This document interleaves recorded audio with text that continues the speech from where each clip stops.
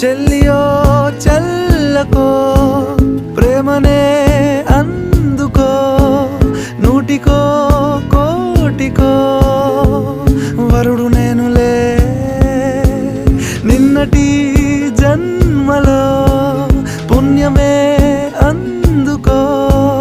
కాళ్ళనే అద్దుకో వధువుగానే మారిపోవే ఈ